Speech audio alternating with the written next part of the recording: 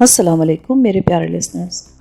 کہانی شروع کرنے سے پہلے میرے فیس بک کے گروپ لبابہ حیدر آفیشیل اور میرے فیس بک پیج لبابہ حیدر کو جوائن کریں.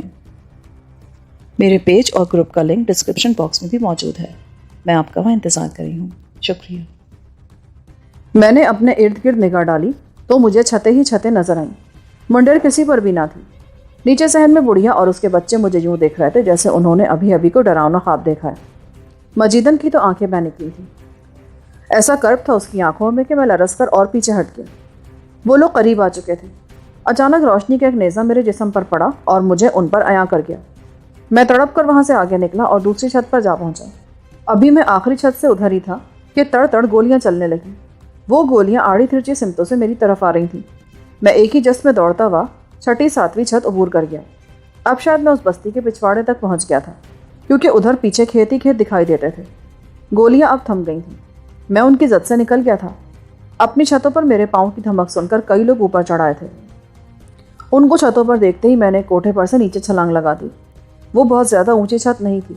نیچے پہنچتے ہی میں سامنے کی طرف بھاگا. وہ لوگ اپنا رخ بدل کر بستی کے پیچھے آ گئے تھے اور ان کی ٹارچوں کی روشنی ان چھتوں کی طرف اس طرح دکھائی دے رہی تھی جدھر سے میں نیچے کودا تھا، مگر میرے اور ان کے درمیان فاصلہ بہت بڑھ چکا تھا. میرا دل قابو میں نہیں تھا. پھر بھی مگر میں نے اپنی رفتار کم نہ کی اور مسلسل بھاگتا رہا. وہ لوگ میرے تعاقب میں زیادہ آگے نہیں آئے تھے. اندھیرا اتنا گھنا تھا اور راستہ اتنا کچا اور ناہموار تھا کہ ان لوگوں نے آگے آنے کے بجائے تھانے پہنچ کر خانہ پوری کو زیادہ بہتر سمجھا ہوگا. ویسے بھی ایسے خطرے کے سامنے کوئی بھی مائی کا لال اپنا سینہ تان کر آگے نہیں بڑھ سکتا.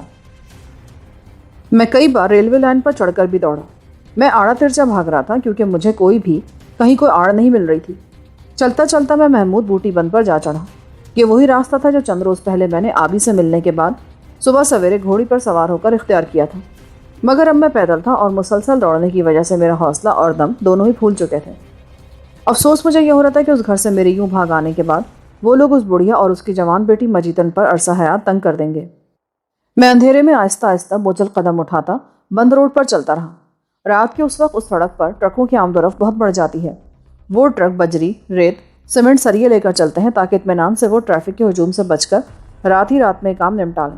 ان میں سے بہت سے ٹرک سبزی اور اناج سے بھی لدے پھندے ہوتے ہیں. ان ٹرکوں کی تیز تیز روشنی سے بچتا ہوا میں سڑک کے ایک طرف ہو کر چل رہا تھا کہ اچانک ایک ٹرک میرے سامنے سے آیا اور اپنی ڈگر پر سیدھا چلنے کے بجائے دائیں ہاتھ مڑا اور اتنی ہی تیزی سے میری طرف بڑھا کہ میں سمجھا کہ وہ ڈرائیور مجھے جان بوجھ کر کچل دینا چاہتا ہے.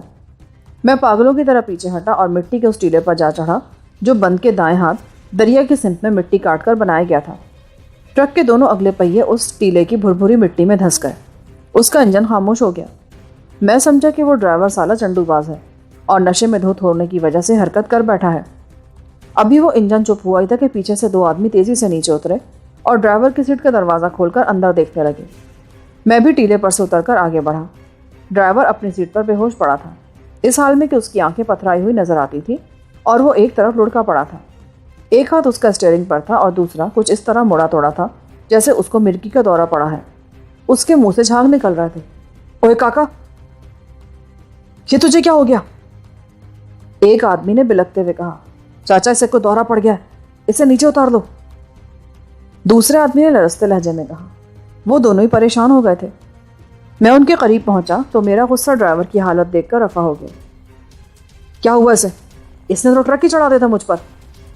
معاف کر دیں بھائی جی، یہ میرا بیٹا ہے، پتہ نہیں سے کیا ہو گیا. بڑے اچھے کام پر لگا رکھا ہے تو نے اسے. شہر میں ہوتا نا تو مار دیا ہوتا اس نے 10-20 کو. ہاں بھاجی، ہم بھی مارے گئے تھے آج اس کے ساتھ. وہ تو اچھا ہوا کہ پہیے اس مٹی کے جن میں دھس گئے. سامنے ٹبا تھا ورنہ تو ٹرک ہی الٹ جاتا. اس آدمی نے دوسرے شخص کے ساتھ مل کر بیٹے کو نیچے اتارا اور ایک صاف جگہ پر چادر بچھا کر اسے لٹا دیا. نام کیا اس کا؟ روشن دین جی. اوے احمد دین، کہیں سے پانی لا بیٹے. اس بوڑھے نے بیٹے کی مخدوش حالت دیکھ کر کہا. احمد دین اسی وقت وہاں سے بھاگا. کہیں قریب ہی ٹیوب ویل کے پانی کی شاں شاں سنائی دے رہی تھی. لگتا تھا وہ پانی خاصی بلندی سے نیچے گر رہا ہے. میں اس ڈرائیور کے قریب ہی بیٹھ گئی. اس کی حالت دم بدم بگڑتی جا رہی تھی. اس کا سارا بدن مروڑا جا رہا تھا اور اس کے گلے سے خوفناک قسم کی آوازیں نکل رہی تھیں. معلوم یہ ہوتا تھا کہ وہ کوئی دم کا مہمان ہے. مجھے اس کی حالت پر بے حد ترس آ رہا تھا. اچانک وہ ہاتھ بھر اونچا اچھلا اور دھڑام سے زمین پر گر گیا. اس کے منہ سے اور زیادہ جھاگ نکلا.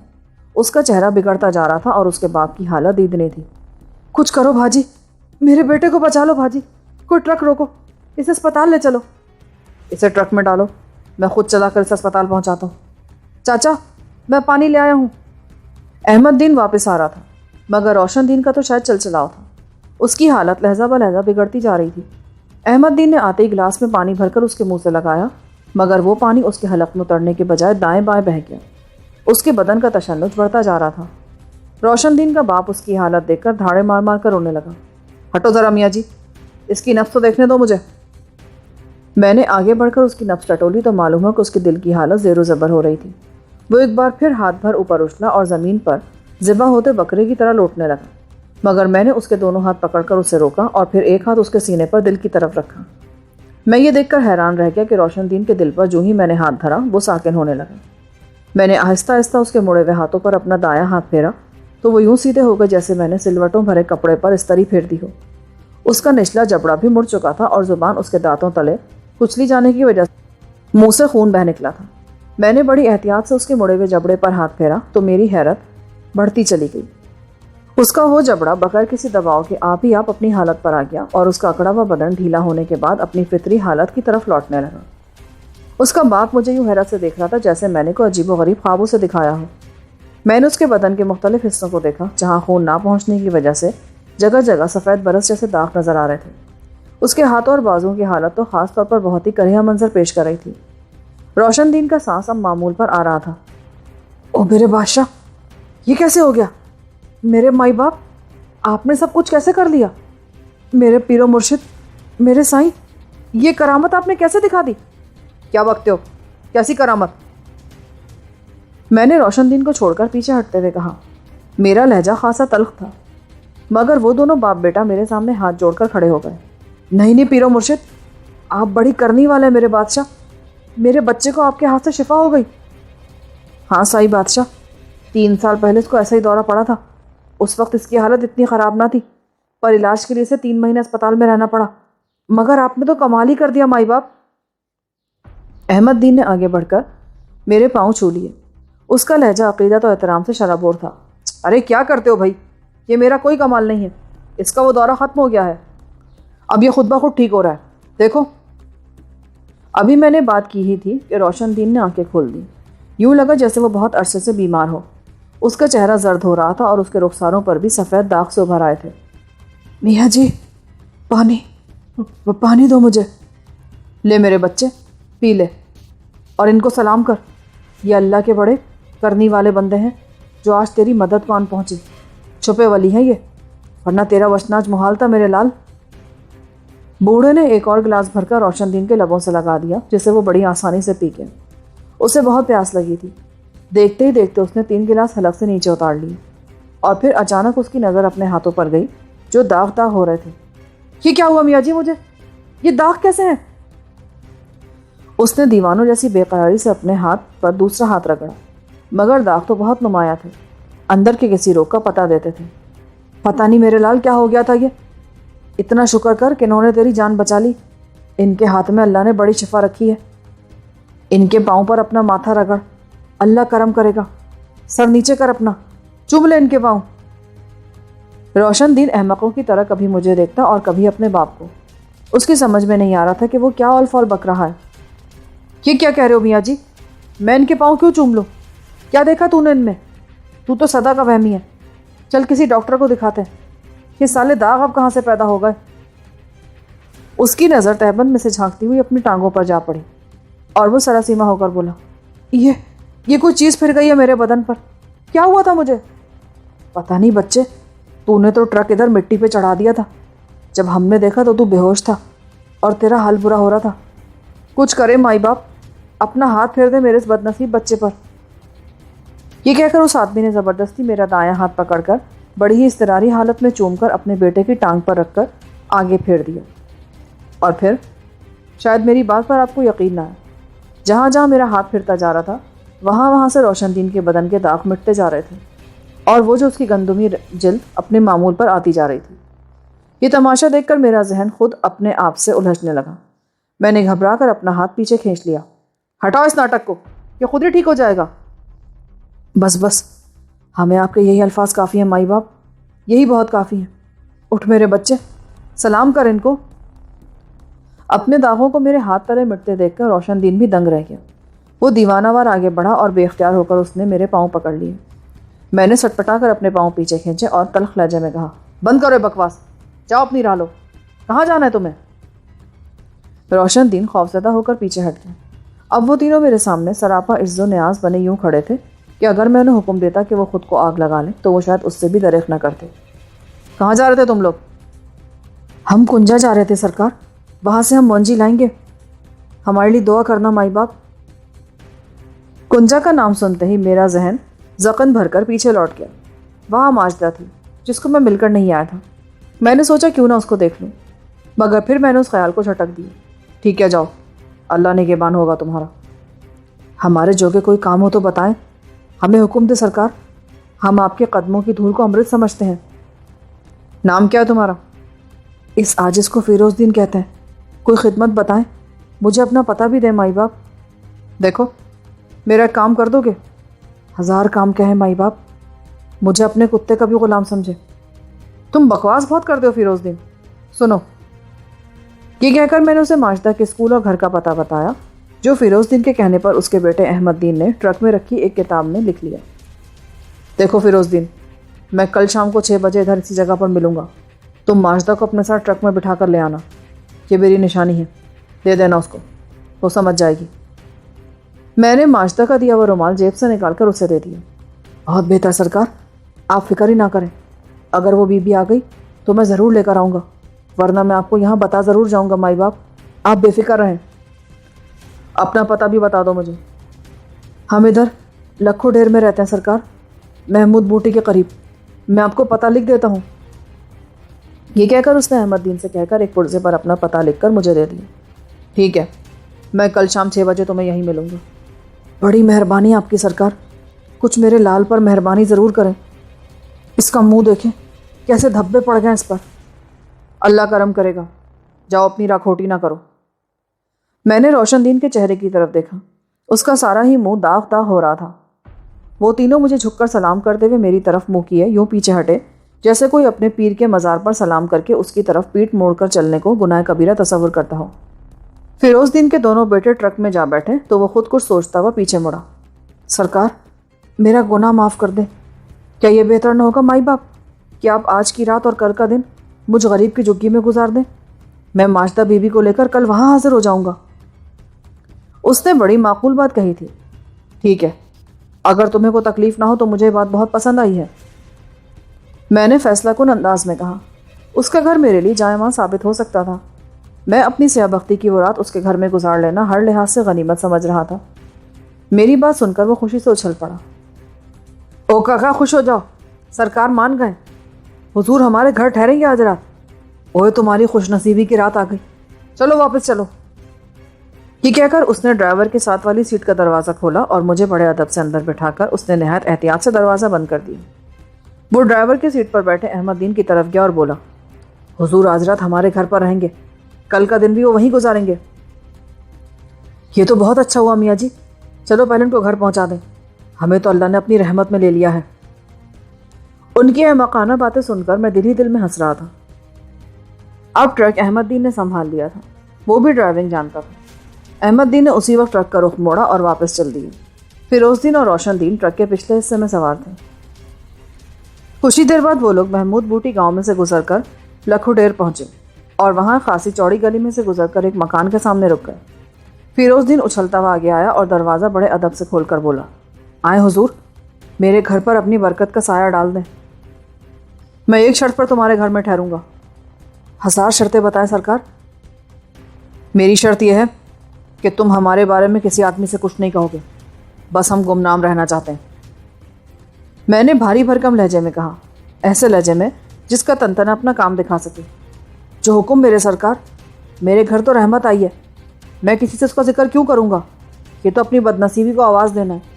حضور آپ بالکل بے فکر رہیں، بس ٹھیک ہے، ہم اس شرط پر تیرے گھر میں رات گزار لیں گے، میں نے خالص قلندرانہ انداز میں کہا۔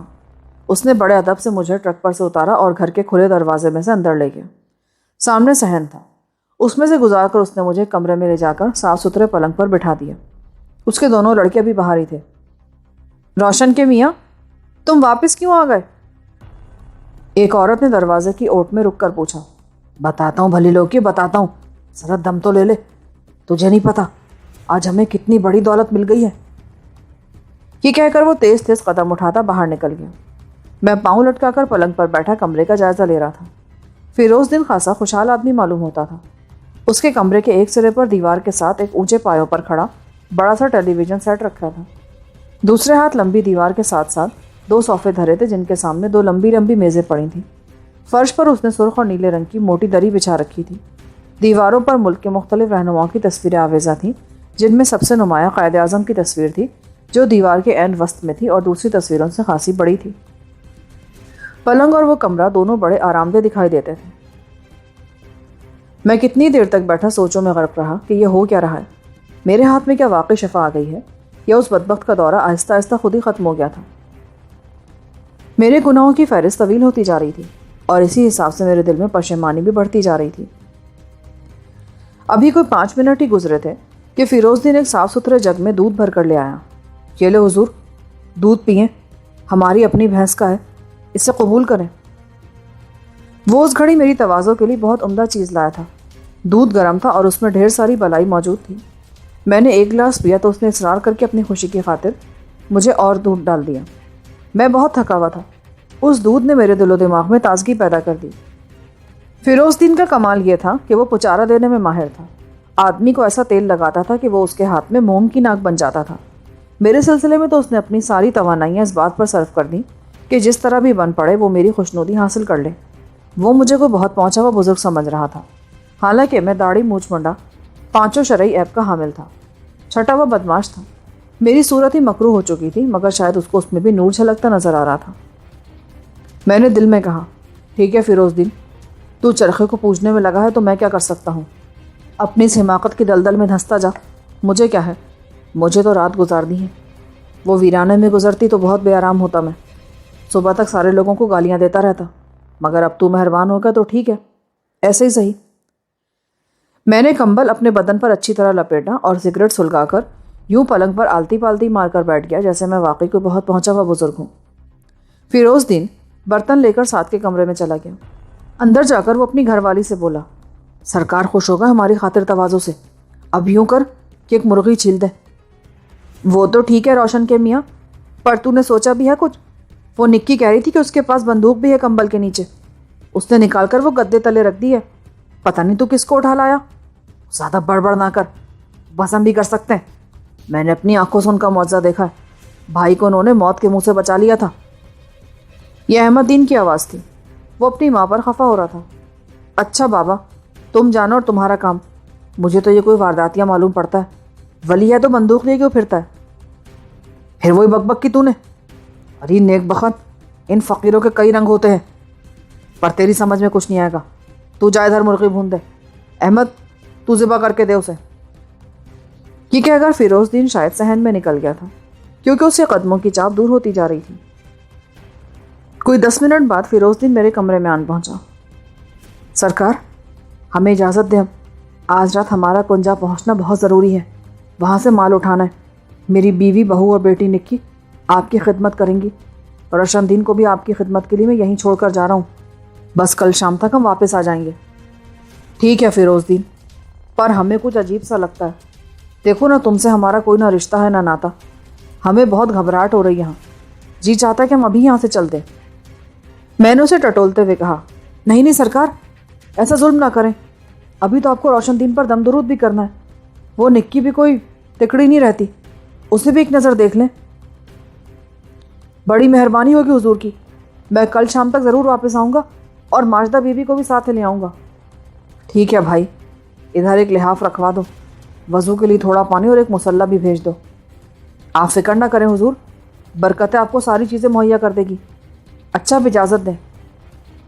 یہ کہہ کر اس نے میرا ہاتھ آنکھوں سے لگا کر باہر قدم رکھ دیے۔ وہ باہر گیا تو تھوڑی ہی دیر بعد برکتیں اپنے سر پر دوپٹہ درست کرتی ہوئی اندر آئی۔ وہ مسکرا رہی تھی۔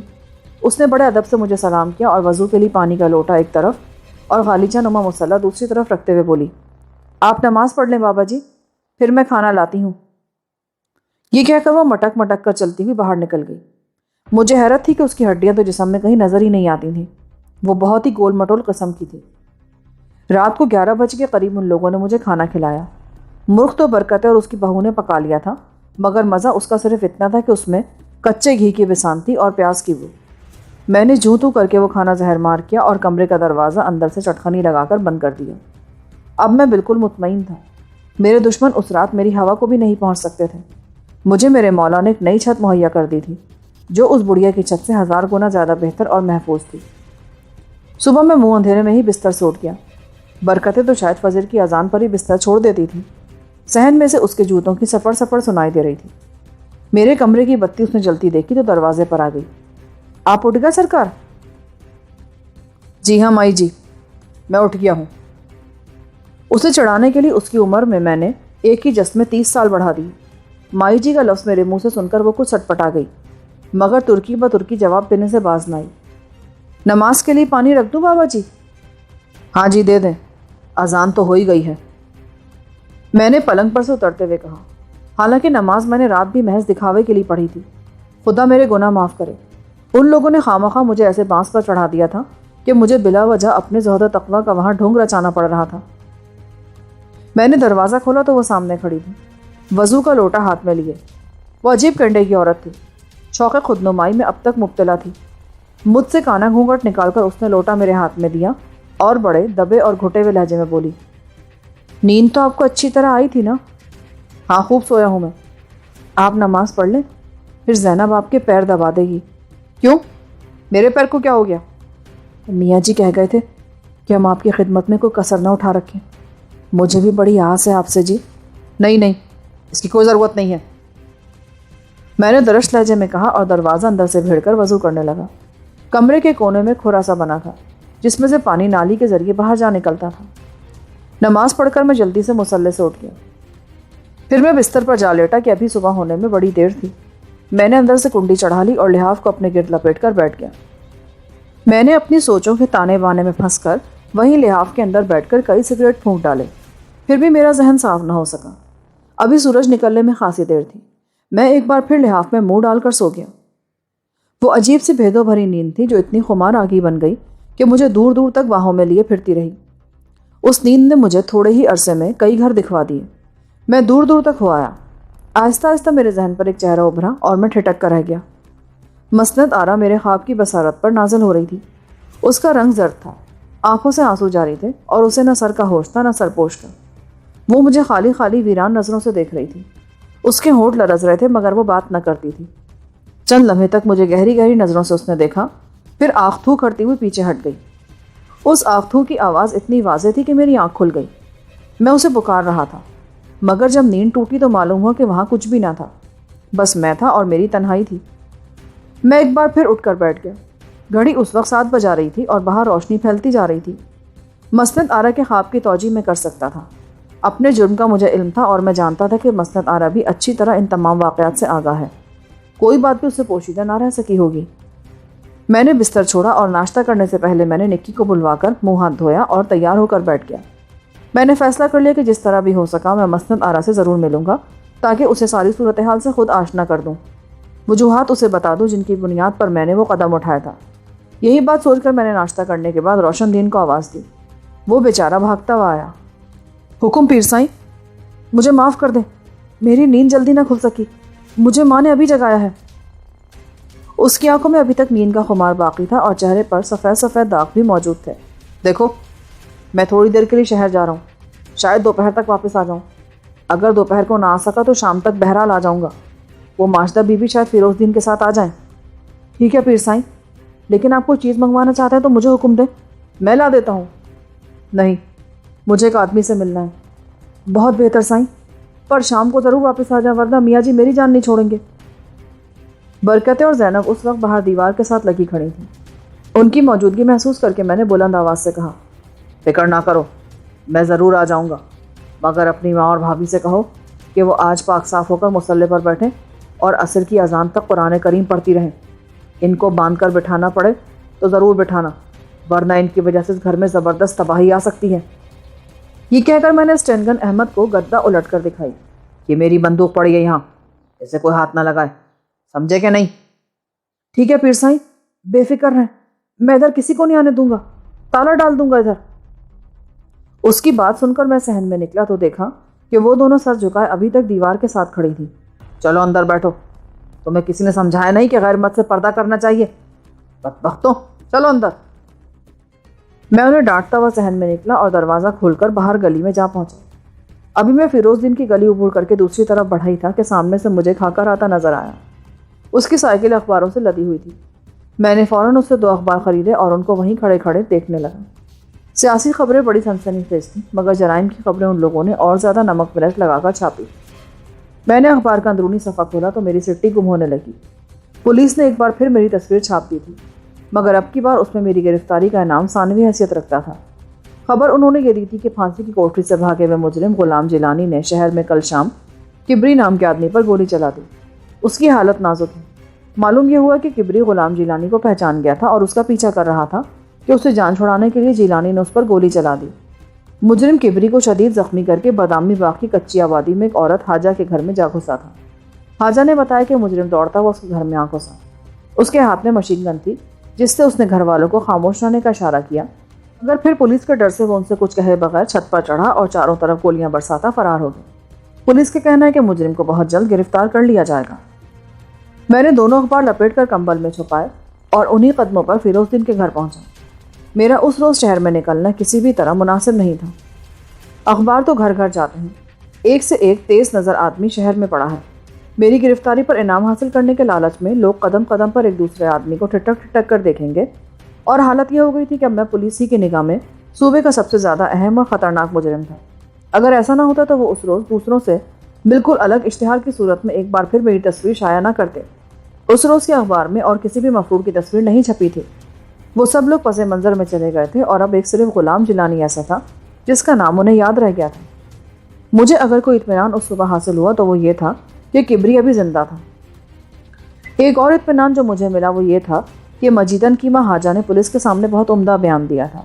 ایسا بیان جو اس کی جان بچانے کے لیے بہت کافی تھا. اس نے حاضر دماغی سے کام لیا تھا اور مجھے یقین تھا کہ اس آبادی کا چودھری جس نے حاجہ کے مکان کی قیمت وصول کی تھی میرے خلاف کوئی بیان نہیں دے گا, کیونکہ اس کا میرے بارے میں کوئی بات کہنا حاجہ کے لیے سخت نقصان دہ ثابت ہو سکتا تھا. جب میں نے فیروز دین کے مکان کے دروازے پر دستک دی تو برکتیں آگے بڑھی. کون ہے؟ میں ہوں بی بی, دروازہ کھول. میری آواز پہچان کر اس نے دروازہ کھول دیا اور بڑے چاؤ سے بولی, پیر سائیں آپ واپس آ گئے؟ ہاں, میں نے استخارہ کیا ہے. آج میرا اس گھر کے اندر رہنا بہت ضروری ہے. ہو سکتا ہے روشن دین کو پھر میری ضرورت پڑ جائے. میں نے دبنگ لہجے میں کہا اور لمبے لمبے ڈگ بھرتا ہوا صحن عبور کرنے لگا. زینب اس گھڑی دائیں ہاتھ نلکے پر کھڑی دانت مانج رہی تھی. کمرے کا دروازہ ابھی ویسے ہی کھلا تھا جیسے میں چھوڑ گیا تھا. میں اندر داخل ہوا تو روشن دین میری گن کو ہاتھ میں لیے الٹ پلٹ کر دیکھ رہا تھا. یہ کیا کر رہے ہو روشن دین؟ بری بات ہے, ہمارے اس کھوٹے کو وہیں رکھ دو. اس نے گھبرا کر مجھے دیکھا اور گن فوراً گدے کے نیچے چھپا دی. اب واپس آ گیا پیر سائیں؟ اب تو ہاں یار, بس تیری وجہ سے واپس آ گیا. میرا حساب بتاتا کہ تجھے آج پھر میری ضرورت پڑ جائے گی. آپ کی بڑی مہربانی پیر سائیں, مجھے کوئی تویز دے دیں جی, میں باندھ لوں گا. میں بہت ڈر گیا ہوں. دیکھیں گے کیا ہو سکتا ہے. ابھی تو اندر جا کر آرام کر اور دیکھ اپنے بدن پر زیتون کے تیل کی مالش کر, جہاں جہاں بھی داغ ہیں. چل جا بش. میری بات سن کر وہ فوراً باہر نکل گئی. میں نے دروازہ بند کیا اور لحاف کھول کر ایک بار پھر پلنگ پر آلتی پالتی مار کر بیٹھ گیا. ڈر مجھے یہ تھا کہ اگر فیروز دین کے گھر والوں میں سے کسی ایک نے بھی آج کا اخبار دیکھ لیا تو وہ مجھے پہچان لیں گے. میری حماقت کی حد یہ تھی کہ میں نے اپنے چہرے کو بدلنے کے لیے اور لوگوں کی آنکھوں میں دھول جھونکنے کے لیے ابھی تک کچھ بھی نہیں کیا تھا. مصیبت یہ آن پڑی تھی کہ پولیس والوں نے میری وہ تصویر بھی چھاپی تھی جس میں میرے چہرے پر داڑھی تھی, اور وہ بھی شائع کی تھی جس میں میرے چہرے پر سے داڑھی اور مونچھ غائب تھی. اب فرق صرف یہ آن پڑا تھا کہ میں نے اپنے لبوں پر یہ بڑی بڑی مونچھیں پال لی تھی اور انہی کے پردے میں اپنی شناخت کو چھپاتا پھر رہا تھا, مگر اس حال میں کہ میں اپنے سائے سے بھی لرزا تھا. فیروز دین کے گھر واپس پہنچ کر میں نے سکھ کا سانس لیا. میرے دل کی بے ترتیب دھڑکنیں معمول پر آنے لگی تو میں نے ایک بار پھر دونوں اخباروں میں چھپی خبر بڑی تفصیل سے پڑھی. حیرت مجھے یہ ہوئی کہ اس میں شیر دل آہو کا ذکر علاقے کے سرکردہ سیاسی نمائندے کی حیثیت سے کیا گیا تھا اور لکھا تھا کہ انہوں نے مجرم کے تعاقب کے وقت پولیس سے بہت تعاون کیا اور گئی رات تک اس کوشش میں مصروف رہا کہ جس طرح بھی ہو سکے وہ خطرناک مجرم گرفتار ہو جائے۔ آہو نے مجھے جو پٹخنی دی تھی اس کی وجہ سے میں بلا شبہ اوندھے منہ جا گرا تھا، مگر جو کچھ میں اس کے ساتھ کرنے والا تھا اس کا تو اس کے فرشتوں کو بھی اندازہ نہیں تھا۔ وہ دن میں نے فیروز دین کی بیٹھک میں اس طرح گزارا کہ ساری نمازیں اذان کے بعد وقت پر بڑی باقاعدگی سے پڑھی اور ہر بار برکتے سے پانی گرم کروا کر وضو کیا۔ نمازوں کے درمیان کا وقت میں نے سو کر گزار دیا۔